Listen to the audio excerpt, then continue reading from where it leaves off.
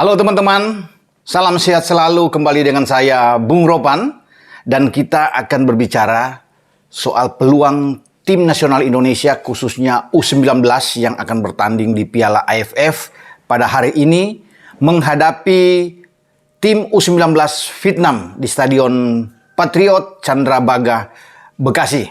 Bagaimana peluang tim asuhan Sintayong ini? Saya pikir bermain di kandang tidak ada kata lain, harus menang. Karena dengan kemenangan menghadapi tim yang kuat seperti Vietnam kalau bicara di U19, di samping juga tentunya ada Thailand, ini akan memudahkan langkah kita untuk bisa lolos ke babak selanjutnya.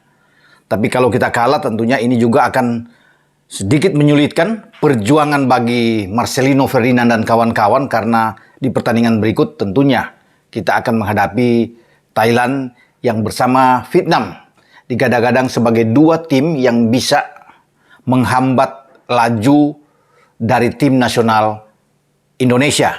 Makanya menghadapi Vietnam, kita harus gaspol. Kita harus bisa mendapatkan 3 angka. Dan STY sebagai arsitek, sebagai pelatih kepala di tim U19 Indonesia, meyakini bahwa pasukannya dapat mengatasi Vietnam.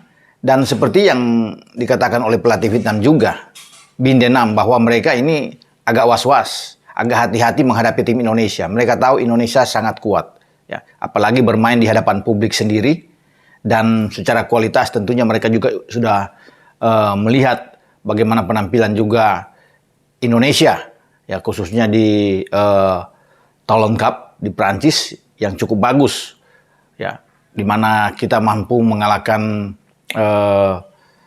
Ghana dengan 1-0 saat itu, walaupun di beberapa pertandingan selanjutnya kita mengalami kekalahan, tapi bagus secara tim ini untuk bisa menumbuhkan kepercayaan diri. Ya, memang permainan masih perlu ditingkatkan oleh STY setelah kembali dari Toulon, tapi untuk mental sudah bisa teruji. Nah, ini bagusnya saya bilang bagi pemain-pemain U19 di saat akan menghadapi persiapan menghadapi Piala AFF U19 ini. Dan kita berada di grup A. Dan kemenangan akan memuluskan langkah bagi tim nasional U19 ini untuk bisa meraih gelar juara seperti yang dilakukan oleh Evan Dimas dan kawan-kawan pada 2013 yang lalu juga sebagai tuan rumah. Semoga ini bisa terulang kembali. STY dalam 30 pemain yang masuk dalam list sudah mencoret ada 2 pemain sebelum laga menghadapi Vietnam ini, yaitu Sandro Felix dari Barito dan juga Altaf Indi dari Persis Solo, sehingga ada 28 pemain. Nah, siapa pemain-pemain Indonesia yang diharapkan akan bersinar dalam pertandingan nanti malam menghadapi Vietnam?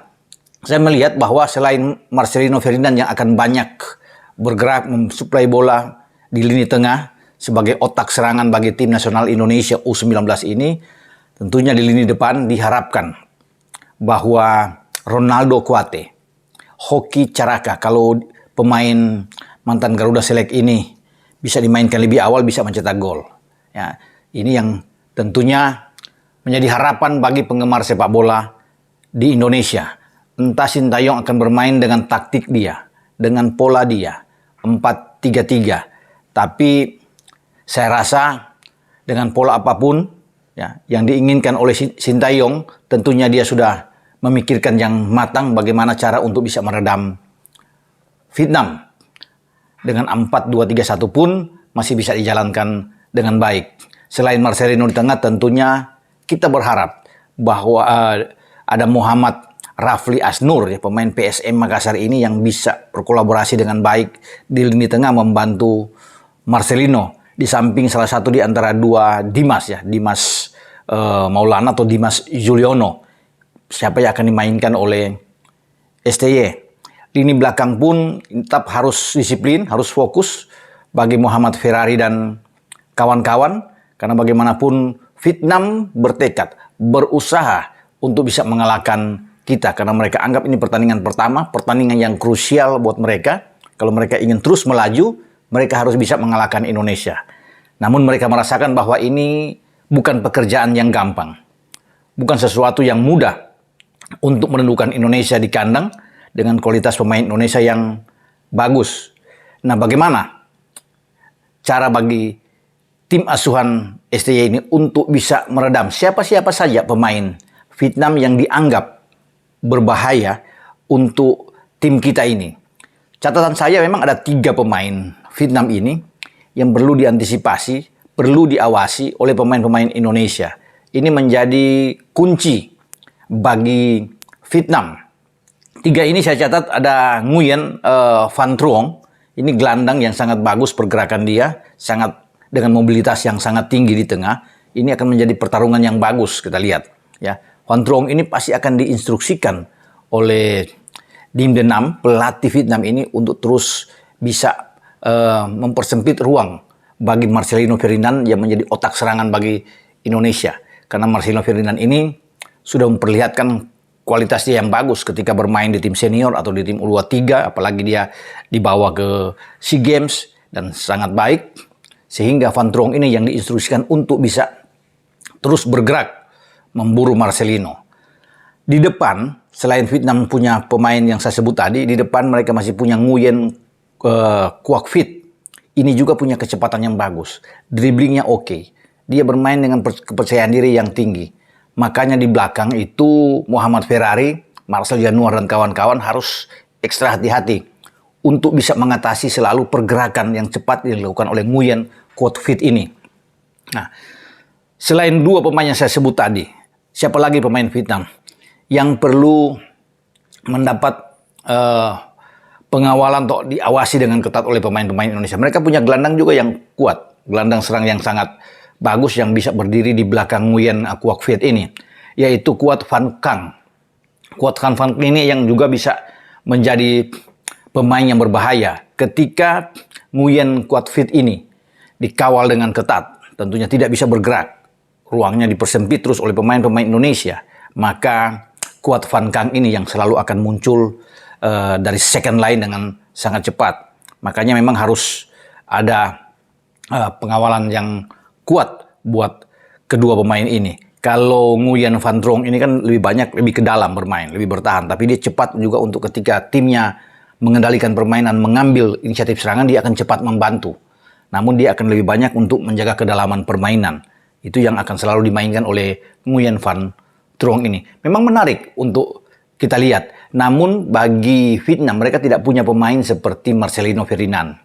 Visi bermain bagus, sangat tenang, passingnya oke. Nah, makanya mereka tahu untuk bisa mematikan Indonesia, terutama bagaimana untuk bisa melakukan pengawalan secara ketat terhadap Marcelino Ferdinand ini. Kalau Marcelino tidak banyak memberikan bola-bola ke depan, tentunya akan mengurangi kesempatan bagi tim Indonesia untuk bisa mencetak gol. Tapi apakah mereka mampu? Kalau melihat bagaimana Marcelino dalam usia muda dia, tapi sudah bermain seperti pemain yang dewasa. Nah, ini yang menjadi kelebihan bagi pasukan STY dengan memiliki pemain asal Persebaya Surabaya ini. Kita akan lihat sampai sejauh mana Vietnam untuk bisa meredam Indonesia dan bagaimana kita untuk bisa mengalahkan Vietnam. Saya berpikir dengan presentasi 5-5, 4-5 untuk Indonesia ini suatu hal yang wajar. Ya, karena kita bermain di kandang dengan support habis oleh penggemar sepak bola di Indonesia. Kita punya pelatih seperti Sintayong yang tahu cara bagaimana untuk bisa mengalahkan lawan. Walaupun mungkin Sintayong sendiri agak buta dengan kualitas yang ada permainan dari tim U19 lawan. Tetapi bagi Sintayong dia tidak peduli dengan itu. Yang penting bagi dia bagaimana meracik sebuah strategi buat pasukannya, bagaimana untuk bisa mengakhiri pertandingan dengan kemenangan. Karena 3 poin ini terasa sangat penting buat kita untuk mengawali langkah awal di grup A untuk Piala AFF U19 ini. Kita berharap bahwa timnas Indonesia bisa berjalan dengan mulus untuk mengatasi perlawanan Vietnam di laga pertama ini. Selamat berjuang. Ciao.